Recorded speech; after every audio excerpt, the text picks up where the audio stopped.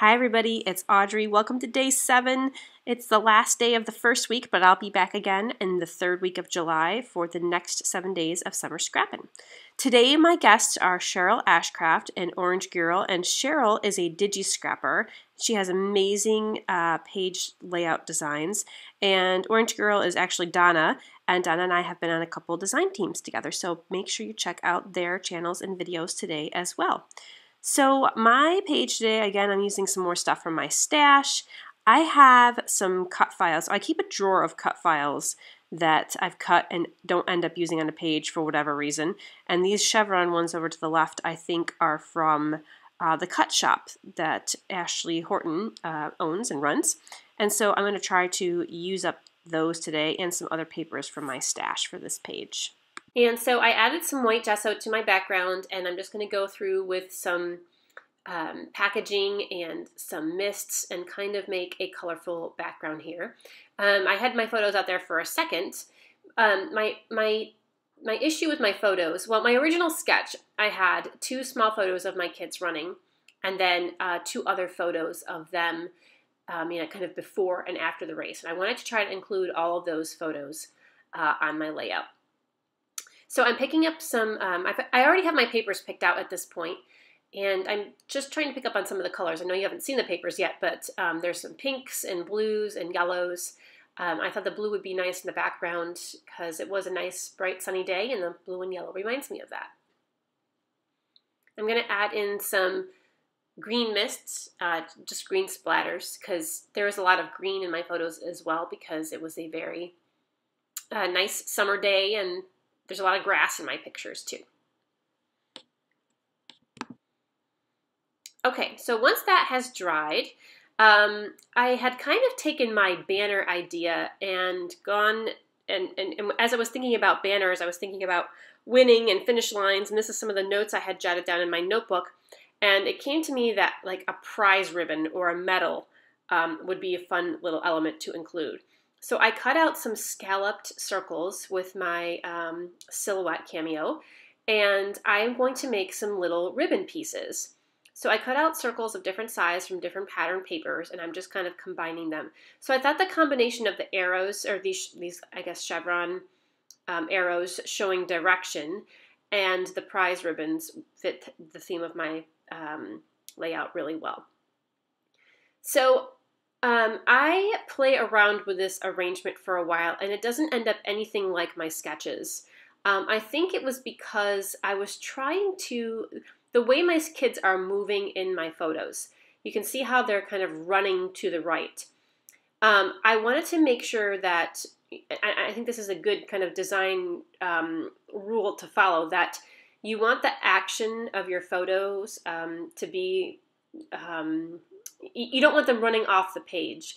You want the direction that they're looking to be in the white space of the page. So in this case, I would put those 2 running photos on the left because they're going to be running to the right. So you want to have room for the action, whatever the action is, or wherever the person is looking. You should have them looking into the white space or moving into the white space. So that's why my arrows are moving in that direction too. They're moving from left to right.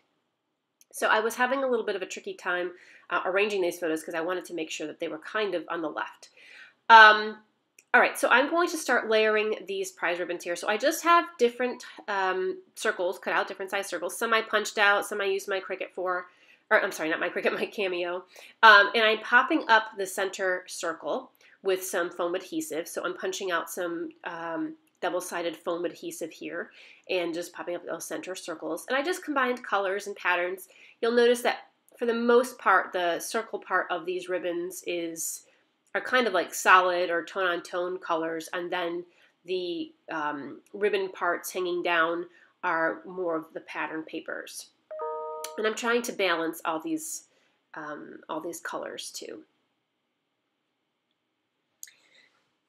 One of these circles, the circle to the right there with the green edge, that was actually a sticker from the sticker sheet in this collection, and I thought it would be great to have that sticker for my journaling.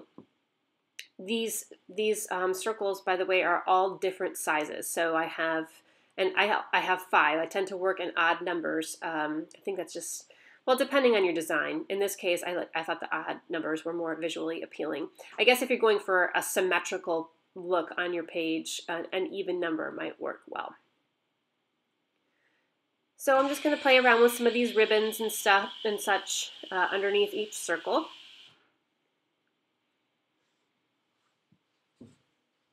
I'm going to speed this part up a little bit here. I think you'll get the idea of me adding in all these little ribbon bits. Oh, this is the cover sheet of the collection kit, and I liked how some of the prints were a smaller scale, so I'm going to use those for some of the kind of ribbon tails here. All right, so I play around with that arrangement for a little bit, and I kind of struggle with it. And I realized that it's the arrows. I was covering up so much of that chevron pattern, I decided to go with a different chevron pattern, a much larger scale one, and I'm going to cover the entire background with it so that you can see it. I felt like my photos and embellishments were covering up those arrow shapes. So I'm gonna glue that right over my mixed media white cardstock there, and I'm going to go ahead and add more media back in, so more mists, and try to match up where I had sprayed in the background. And I think it ends up blending in really well. I just want a subtle, a very subtle pattern in the background. And I love doing this sometimes, just a white on white cutout to add some type of movement or texture to your background. Again, same thing with the mists. I'm adding in some green on the top. Okay. So now I am going to embellish. So another that the arrow is kind of blended into the background, I really want these prize ribbons to stand out a little bit more. And this is a technique that I haven't done in a really long time. I'm going to kind of make a rosette, and I am just folding this paper with my fingers. I'm not scoring, I'm not measuring, I'm just folding with my fingers, kind of an accordion fold.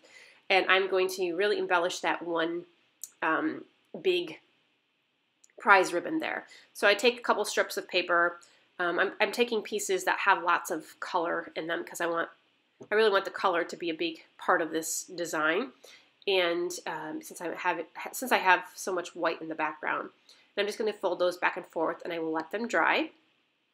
If I can get my glue to work here, it seems to be clogged. But this quick dry glue is super awesome because it does dry really, really fast. You don't have to wait around too long for it to dry.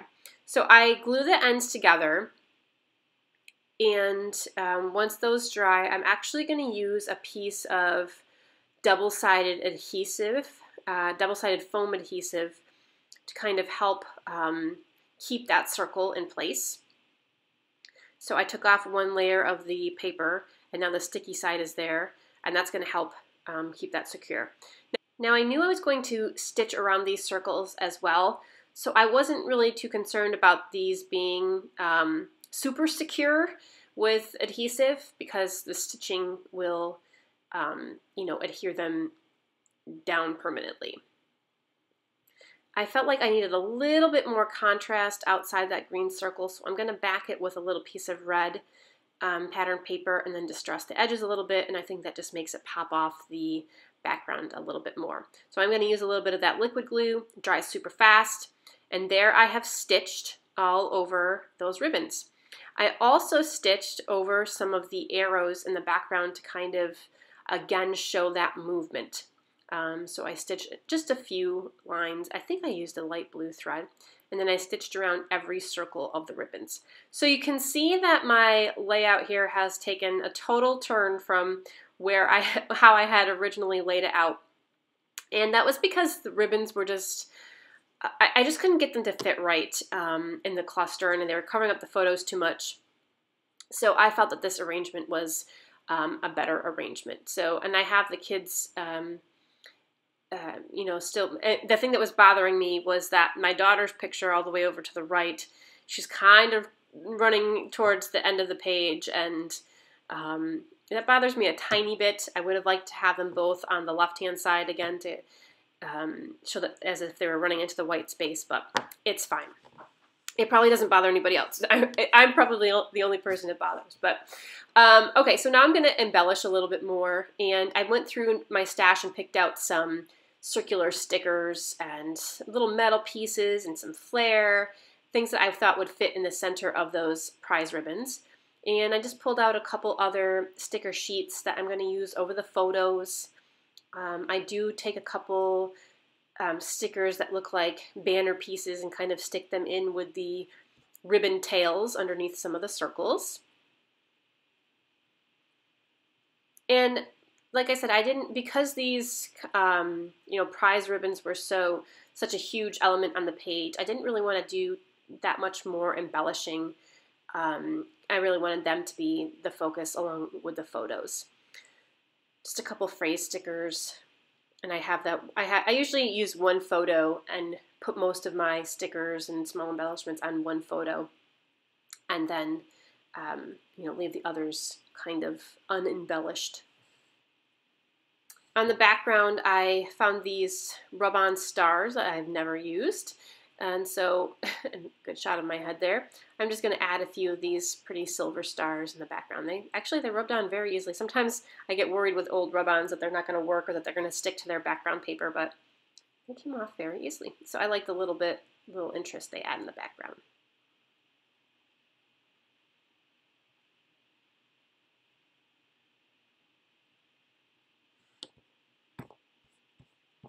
Rub-ons are fun to use. That's one thing I don't use enough of, and I'm sure I have a ton in my stash. I'll have to go through and look for some more. All right, so I glued those photos down. By the way, I used kind of a black paper to mat them. I wanted them to stand out a little bit more than they were. Those prize ribbons are pretty powerful, and your eye goes right to them. So I think by adding the black frame around the photos that already have a white border, that contrast really draws your eye too. And they're just backed. I didn't pop them up with craft foam or anything. I just have them glued right flat to the background. And now I'm going to glue those prize ribbons on too. I love how those came out, those ribbons. That's something I haven't used on a page, oh my gosh, probably in a really long time. I know the whole rosette thing used to be popular a couple of years ago, making flowers out of that rosette shape with the accordion fold paper. And I hadn't done that in a while, but I really liked using these prize ribbons for a change.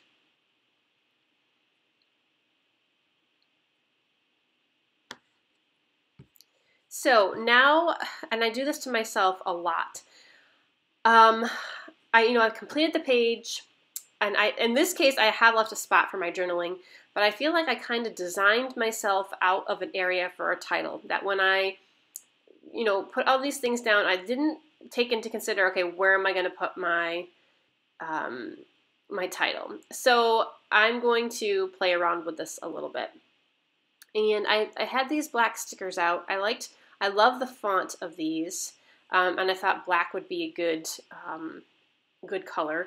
But you can see that one's a little bit too big, that word, and I didn't have a great place to put it. And I didn't want to put it over the journaling circle because I really intend to journal there. So I picked some smaller stickers, and I'm going to just tuck these under the ribbon a little bit. And I choose a different saying, obviously. When you pick your own, when you choose stickers instead of a pre-scripted phrase, you can obviously title it what you want. So that was a little bit more appropriate for my page. And I like that it doesn't take up too much of the design, and that's a good spot for it there. And there is the finished page.